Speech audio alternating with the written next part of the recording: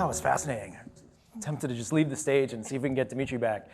That was very, very cool. So I am not Sharon Anderson Morris, unfortunately, for all of you. But hopefully she is seeing some of this and is here in spirit. I mentioned her because Sharon started something at Fire back in, I think, 2009 when she attended a screening of a film called The Cove, directed by a director named Louis Sahoyas, which I'm sure many of you are familiar with, and had this idea of bringing that film to this conference. And Louis came and spoke and showed off some cool stuff and showed his film here at the conference. And since then, FiReFilms has been supporting documentaries that help to shape the world around us in positive ways over the years. So things like Chasing Ice and Chasing Coral and Wonderful, Wonderful Racing Extinction, all these great films have been showing here.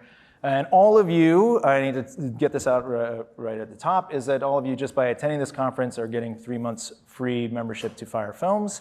And if you'd like to extend, I think it's a great thing. It's a very small price to pay for a year's access. They feature 12 films over the course of a year and provide avenues for getting involved in causes that really matter. So, I've been thinking a little bit about this, and we have a fantastic panel of filmmakers here that Sharon has assembled and the Fire team have put together. And I'd like to introduce them to you right now. This is Meghan O'Hara, who is just a ridiculously acclaimed filmmaker. I can guarantee you have seen some of her films, just a few of them you might have heard of: Fahrenheit 9/11, Bowling for Columbine, Sicko, some of the, at the time, highest grossing documentaries in their day, nominated for an Oscar, received lots of accolades. Please welcome Meghan. We have next to Meghan, we have Joe Piscatella, who has a history in the scripted world and has contributed to films that are beloved by many, like Kung Fu Panda and Hotel Transylvania. And he told me earlier today that there was a meeting with a tech entrepreneur, changed the course of his life, and maybe he'll tell us a little bit more about that. And currently makes films that feature documentaries about people who are up against really ridiculous situations, and people who are fighting for democracy and people who are fighting for change in the world. And he has a very unique story to tell. And we are also joined by Andrew Burton and Michael Kirby-Smith, who's sitting out in the audience. The two of them together made tonight's marquee film that you'll all be seeing this evening on Newtok. Two of them are acclaimed journalists, Pulitzer nominated. These are folks who have had their work appear in the New York Times and National Geographic and all the rest of it. And we're very, very happy to have you all here today. I myself am also a documentary filmmaker and producer. I've been in the industry for a little over 20 years. I've worked in documentary production companies and networks, most recently at Netflix for a few years, doing documentary series, co-productions, and things like that. So we've all, I think between the four of us, we have a pretty good view around the industry. But Meghan, I'd love for you to just introduce your film. And what we're going to do is we're just going to show you little clips of each of the films that everybody's brought. And then we're going to talk about the state of the industry and why this conversation might be relevant to what you're doing here at Fire, which is sort of about trying to create the world that you want to see out there. And in order for that to happen, as documentary filmmakers, we think the very important first step is to be able to shed a window onto the world as it is. So I'd love for you to tell us a little bit about the film that you're showing. Absolutely.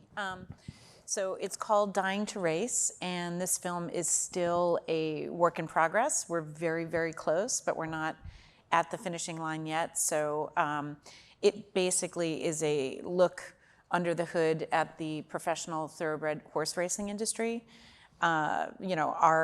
Our North Star when we were making this was Blackfish and what Blackfish did for SeaWorld and The Cove, which you mentioned.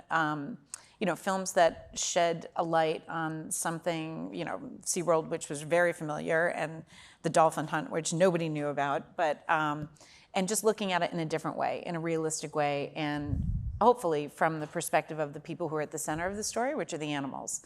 And that's what this film is about. It's called Dying to Race. Again, our hope is that we can get this out into the world when the professional horse racing circuit gets back in the news, as it is wont to do every May. That's the beginning of the horse racing season. Last year, it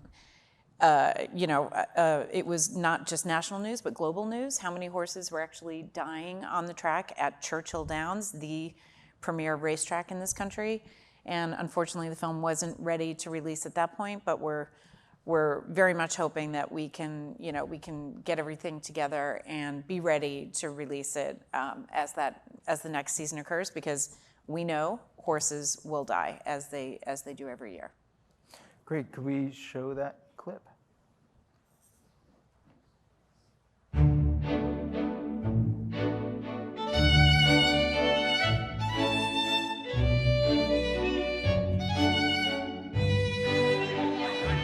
The horses get a joy out of doing what they are bred to do. It's a Super Bowl for them. They probably say, "Go Derby." They probably think it's a game almost, just running in circles. They live for that. I think some horses are living to run.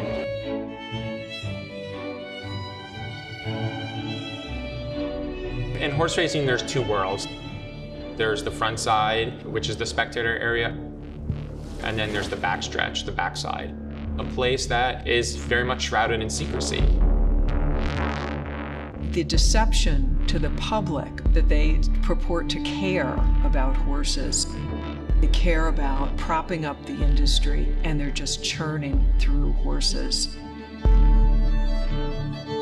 I feel responsible for having put animals through that. People bring horses here and say, "Hey, please send him to slaughter." There's a reason. And if they bring me a horse and say, "I want that horse to go to slaughter," that horse most definitely goes to slaughter. You shouldn't have your first career as a decent, purse-winning racehorse and your second career as somebody's dinner. The more you peel back, the more you just see an industry that just doesn't want anyone prying into it. If this amount of carnage occurred in any other industry, that industry would be forced to a halt.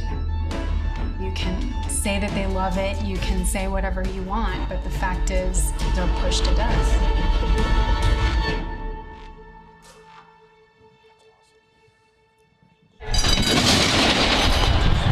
6.7 seconds, and Medina Spirit leads them up the backstretch. The Bob Baffert trainee is 3/4 of a length in front. As they make their way around the far turn, Medina Spirit is still the leader here, and Mandaloon comes on the scene on the outside, a half length behind. As they make their way to the top of the stretch, Medina Spirit and Mandaloon are stride for stride. Hot Rod Charlie and Essential Quality closing on the outside. Mandaloon fighting for the front. Medina Spirit battles on. Hot Rod Charlie on the outside. Essential Quality on the far outside. The four of them coming to the finish in the Kentucky Derby. Here's the wire.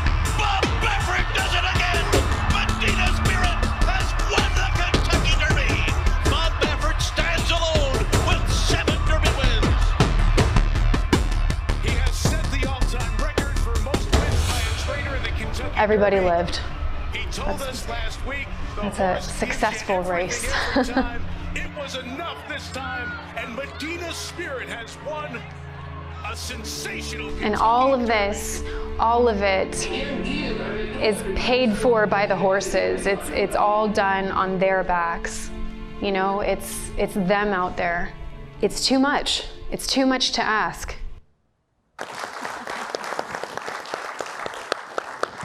Thanks a lot. I think, just before we move on to the next clip, I'd love to just, talk about that. Just from that clip, I see,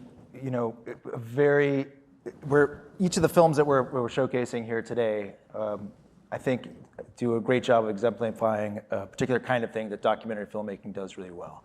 And this one, I think what you've captured here is something that everybody's very familiar with, right? Everybody's seen a horse race. People go to the Kentucky Derby, they celebrate these things, or they learn horseback riding as a kid. And there's something that we all think that we already know and love, and what, through grit and determination and skilled work, you're able to show people an unfamiliar side to something that's very familiar. I think that's a very sort of common thing that people are going for, and I think you've done a terrific job in that. Another thing that documentaries can do is take something that everybody is familiar with on a global scale and shrink it down to an individual person's efforts and individualize a national or international situation. And I think, Joe, you do such an amazing job of that. And I'd love for you to tee up your clip, if you don't mind, which is something that documentary does, which I think is about connecting to an individual person. Yeah, so I make films about unlikely heroes who take on enormous power structures. What that means, if you look at my list of credits, it's really teenagers that start revolutions in other countries. My team has taken on Syria, we've done Hong Kong twice, and we've done Vietnam. We made a film in 2017 that won Sundance. It was called Joshua, Teenager versus Superpower. If anybody's familiar with the Hong Kong story, Joshua Wong was 13 years old when he lit the fuse on what's become the biggest geopolitical crisis in China's history with what's going on in Hong Kong. We set out to make a sequel. There was another chapter to tell after the Joshua film ended, and so taking these same characters, we followed them through the next chapter of their lives.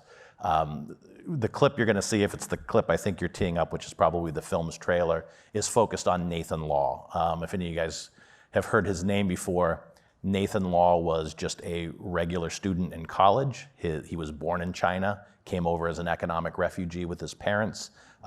He was brought up in a Chinese household.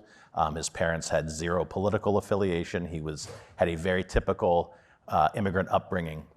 Don't raise your hand, keep your head down, get a good job, take care of your parents when you get older. And he was in high school, and two things happened. One was he went to the Tiananmen Square vigil that they do in Hong Kong every year that gets upwards of 200,000 people. And for the first time, he started questioning, hey, this is a different version of events than I had heard. And second, Liu Xiaobo received the Nobel Prize. And Nathan actually was at a pro-Beijing school, because that was his neighborhood school, his neighborhood school in Hong Kong. And he couldn't understand why the school wasn't celebrating one of their own who had won the Nobel Prize. And he started to question things. He got involved in launching the Umbrella Revolution, which was their fight for the democracy that Hong Kong had been promised in 1997, and suddenly went from a nobody to being a leader of a revolution. And after the Umbrella movement ended, they were all waiting jail time. And while they were waiting jail time, they started their own political party. And Nathan was the only one who was old enough to run at age 23. Everybody else was still 21 or 20 or 19. And so Nathan ran and he won, and he became the youngest legislator in the history of Hong Kong, only to be disqualified 8 months later and put in jail. So we can roll that clip.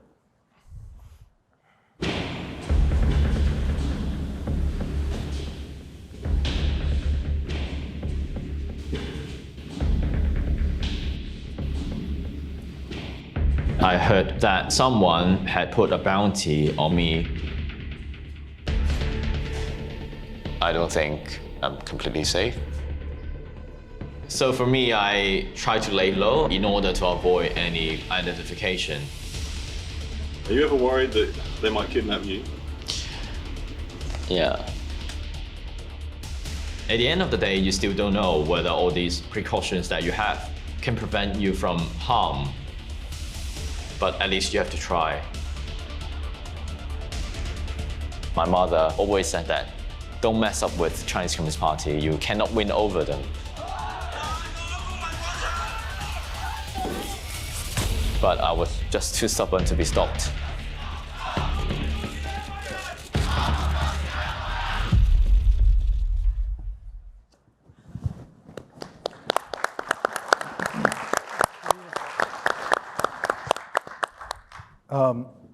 And we're going to move on, come right back to you, Joe, on this one, because there's a lot that we want to unpack about the situation for both these films.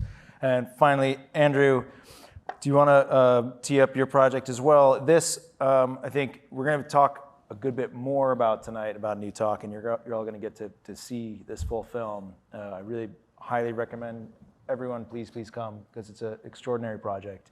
And this, what struck me about this film, if I may tee you up a little bit, is that it's very often nowadays there's a lot of conversation about whose point of view storytelling is done by, whose point of view, who gets to tell a story. You know, there's a lot happens. And on one level, one might look at Newtok and say, well, here's a couple of, white American guys going up to an indigenous community and telling that story. And it would be very easy for a lot of people to immediately sort of kind of turn off on that dime these days. But what really struck me watching this film is Andrew and Michael they did this other thing that documentary does, which is get inside a community and be there so thoroughly and so deeply and so intimately that you get to see a world entirely from inside that community's point of view. What you were mentioning something earlier today, Andrew, about why you chose Newtok, and if you could tee that up a little bit and then show us that clip, that'd be great. Yeah, so as you mentioned, both our backgrounds are in journalism. Michael and I, when we first met, he was at the New York Times. I was a staff photojournalist for Getty Images, and we would bump into each other on assignments all over the world. And through sort of many years of conversation, we both felt an extreme desire to tell a longer form story about climate change. We started this project 10 years ago now, and especially 10 years ago, the dialogue, especially sort of the visual representation of climate change, was a melting iceberg or a sad polar bear. Climate change was not 10 years ago a priority of the American populace. It was still heavily debated as to whether or not it even existed. And yet, with very little research, you could find US citizens being affected by climate change in real time right now, our neighbors effectively. And that brought us to Newtok. We started filming in 2015. We filmed for 5 years. We spent more than 300 shooting days in the village, over a year living in the village. And the film came out last year. It was acquired and released by Patagonia. They've been an amazing partner. And Patagonia's one request that we feel is important to mention is that not only would they be releasing the film, but they wanted a call to action behind the film. They wanted a fundraising mechanism, and they wanted a policy change from the US government. And so we are very proud of this film, and thank you for having us. I had a dream last night. The land is sinking or the water is rising. We lost about 16 feet in 4 days. What we're doing, the remarkable aspect of this, we are building a village in the middle of a disaster.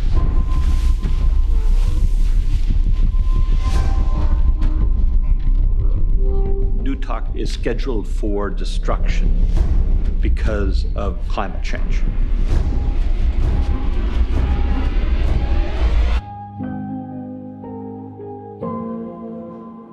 I've been here over 60 years. I am scared for my kids. I am scared for my kids. We rely on our ancestral hunting grounds. This is how it's always been. It did start to feel real for me as when I was watching our land get washed away. You can see the water from his window. I mean, just looking down like that. It's about maybe 15 feet away. You know how to swim? So maybe tomorrow we'll cut power.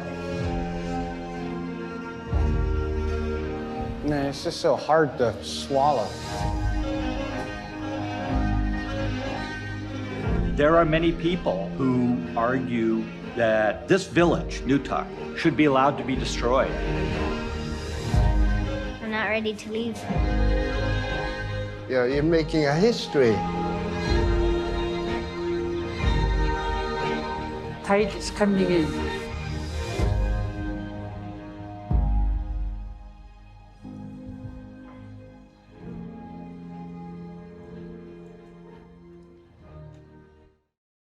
So in the time that we have left, I just want to talk a little bit about how documentary films might relate to what everybody are here gathered to do and are working on. One of those intersection points is that the documentary stories that get told, you know, I think we all have our various experiences of documentaries that were either able to entertain people or capture some attention. Nowadays, you might have heard that you know, documentaries we're in the golden age in some ways of documentary. They're more popular than ever.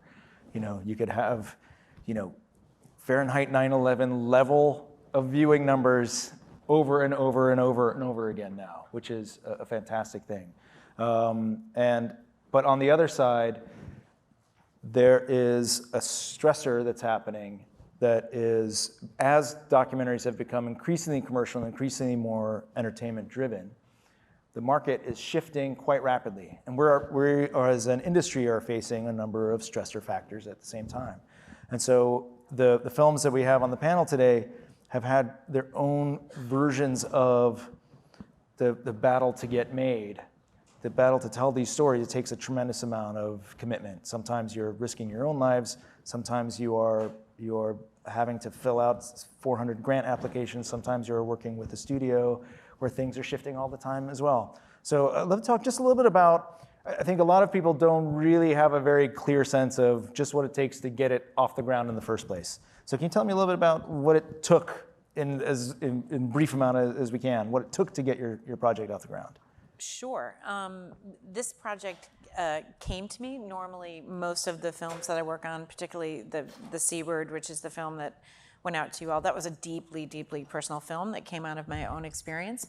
Dying to Race was not. It came to me through my agent, and I just felt like the luckiest person on the planet because it is just so up my alley. I mean, I think like both of you, I got into docs, and you as well, to make films that make a difference and to hopefully make the world a better place. And the fact that this film came to me through an agent and it was attached to a studio, I was like, oh, what? Like, because that normally doesn't happen. It wasn't about a superstar who sold 1 million albums. It wasn't about a concert tour. All of those films are easier to make, and they get made, and they're wonderful. But this is something that has a darkness to it. And like I said, you know, there were other films that came before us that did the same thing, and those were our North Star, and they were successful. So I think that's part of the studio's reason to want to do this. But, you know, our film got My Little Fairy Tale kind of got caught up in merger upon merger. And the executive who greenlit it was gone in 3 months, and then a new one came in, and when he saw it, he was like, wait, we're gonna see horses die? This is depressing. And it was like, well, you bought a film called Dying to Race. Like, what did you think was gonna happen? So this has been a really unique experience to me. You're always begging for money. You're always looking for finishing funds. That's been true on every single film, including the big budget ones. When you get down to the wire, you usually need to bring in that final bit of investment money, and that's... Do you still need to bring in the final bit of investment money? I do. That's where we are for Dying to Race. Anybody who cares about horses or being a good person at all? I'll be here all day. Help Meghan out. Your story is much more interesting.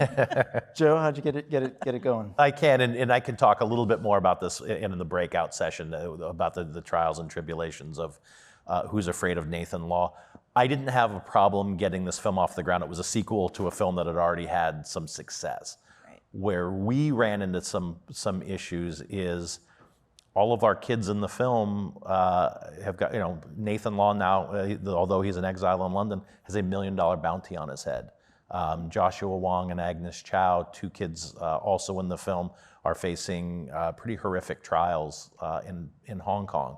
And we suddenly had this moral dilemma of, what do? We have got this great film, it shines a light on some dark places. What I have found, it's funny, I have learned a lot of very clear lessons between the Joshua Wong film and the Nathan Law film. When we made the Joshua Wong film, I had a lot of people and a lot of educated people come up to me and say, hey, I knew something was going on in Hong Kong. I didn't know that's what it was. I now feel educated. What can I do? How do I get involved? What are the things I need to do? to be a responsible citizen. When we made the Nathan Law story 5 years later, I had people coming up to me being like, yeah, we already know there's an issue between China and Hong Kong. We already know that China's an issue for the world. We feel helpless, so let's move on to the next thing. And it was less about educating and more people saying, well, between social media and outrage culture and being bombarded in the news with all of the world's problems and all of our country's problems, it's hard to get people to be engaged. And you know, why make these films? Because they need to get made. These stories still need to get told. And even if people are not as engaged as I wish they were on certain topics, that's no reason to not make something.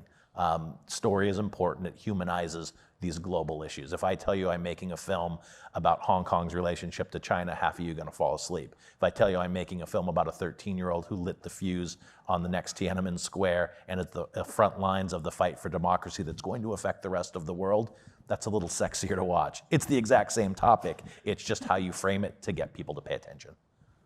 Thanks. Andrew, your start, what lit the fuse on Newtok? Newtok started as a photo essay for Getty when I was still at Getty, and I was getting pretty burned out on that job, and I got a fellowship at UC Berkeley. It's a one-year journalism fellowship that allows you to incubate and work on a singular project. I pitched them Newtok, and Michael and I said we wanted to turn this into a feature-length film. So we had a one-year incubation period, and then from there we took the quite traditional, if bumpy, rocky road of finding grant funding and personal donors and things like that. Patagonia did not come along until quite late in the process, but we were supported by the Sundance Institute, Logan Family Foundation Fund for Investigative Journalism, and then Patagonia came in with about a month of production left and helped us finish the film.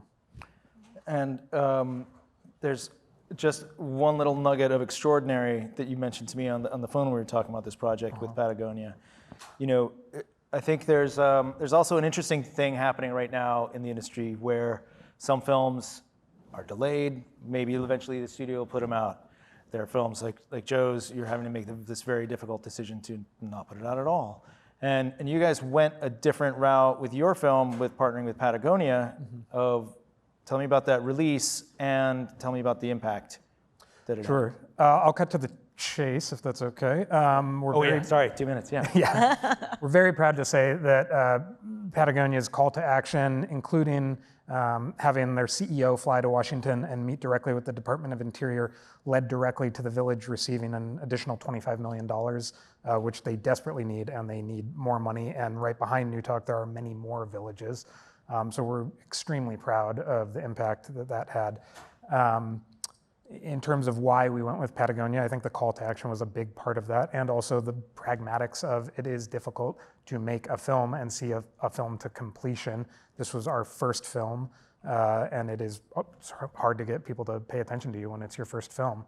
And I feel a responsibility to say, you had mentioned 2 white filmmakers, indigenous community, absolutely worthy of discussion, and we want to talk about that.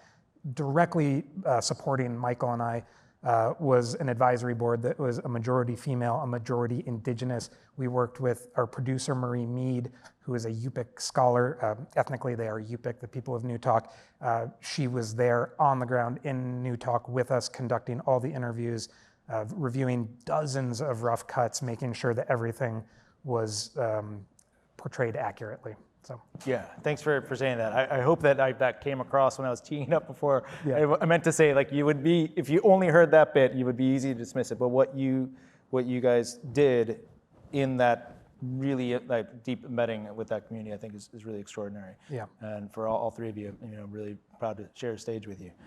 We only have 18 seconds, so there's not time for Q&A here, but we have a breakout session at 4. And we'd love to see as many of you as we can. And we're also going to be milling about. We'd love to talk to you about any questions you might have about documentaries, about the state of the world, and what you can do to join in. So thank you so much. Appreciate y'all. Nice.